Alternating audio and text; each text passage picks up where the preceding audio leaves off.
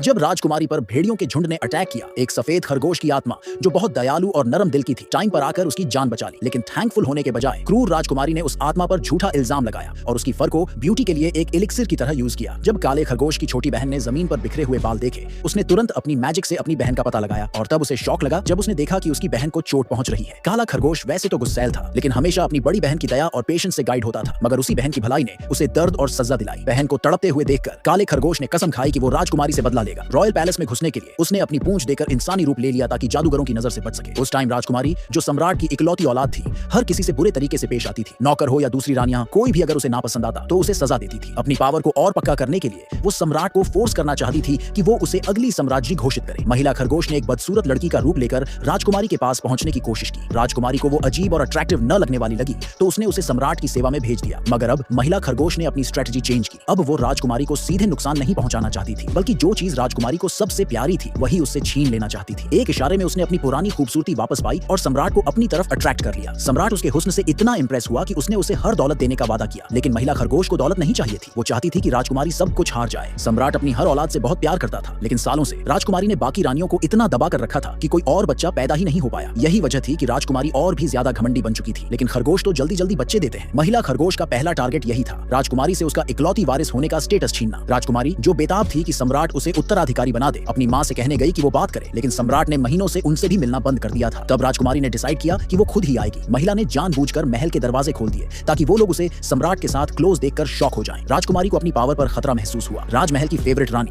जो सोच रही थी कि वो उस औरत को आसानी से हटा देगी, उसे एक्सपायर्ड कॉस्मेटिक्स का एक बॉक्स गिफ्ट में दे दिया, ये जाने बिना कि वो प्रेग्नेंट है। महिला ने जानबूझकर वो प्रोडक्ट्स अपने फेस पर लगाया और चुपचाप वेट करने लगी। जब वो फेवरेट रानी से मिलने गई, रानी ने उसे इंसल्ट करने की कोशिश की, लेकिन महिला ने जबानी जवाब देते हुए कहा कि सम्राट अब उससे प्यार नहीं करता। रानी गुस्से में आकर उसे थप्पड़ मारती है, जिससे उसका मेकअप रानी के हाथ पर लग जाता है। बिना कुछ नोटिस किए रानी उसे और भी सजा देने की सोचती है, लेकिन तभी महिला अपना मास्क उतार देती है और डिक्लेयर करती है कि अब वो सब कुछ उनसे और राजकुमारी से छीन लेगी। उसने रानी की रैबिट फर से बनी स्कार्फ खींच ली और उसे क्रूर कहकर सबके सामने एक्सपोज कर दिया। रानी ने जवाब में कहा कि जानवरों के लिए इंसानों को गर्म रखना एक ऑनर है। महिला ने अपने दिल में मान लिया कि ऐसे क्रूर लोगों को सजा देना ही सही है। उसकी बहन उससे नाराज नहीं होगी। उसी टाइम नौकरों ने देखा कि रानी के हाथ पर एलर्जिक रिएक्शन हो रहा है। वो दोबारा मारने वाली थी, लेकिन महिला जमीन पर गिर गई जैसे कि उसे मारा गया हो। तभी सम्राट वहां आ गया, महिला को उठाया और तुरंत ऑर्डर दिया कि रानी को उसके चेहरे पर मारो। राजकुमारी डर गई और सम्राट की माँ यानी वारियर की ग्रैंड एम्प्रेस को बुलाया, जो अपनी पोती से बहुत प्यार करती थी। उसने कहा कि भले ही महिला ने कुछ गलत न किया हो, फिर भी उसे राजकुमारी का गुस्सा झेलना पड़ेगा। इस सपोर्ट से हिम्मत पाकर राजकुमारी ने महिला को सम्राट के सामने थप्पड़ मारा और कहा, मैं उसकी इकलौती बेटी हूँ, जो चाहूंगी वो करूंगी। लेकिन जैसे ही वो दोबारा मारने लगी, महिला ने उसका हाथ पकड़ लिया और बोली, जब रॉयल्टी को धोखा देती है। अगले ही पल वो रोते हुए नीचे गिर गई और चिल्लाई कि उसके पेट में बहुत दर्द हो रहा है। पूरा दरबार हैरान रह गया।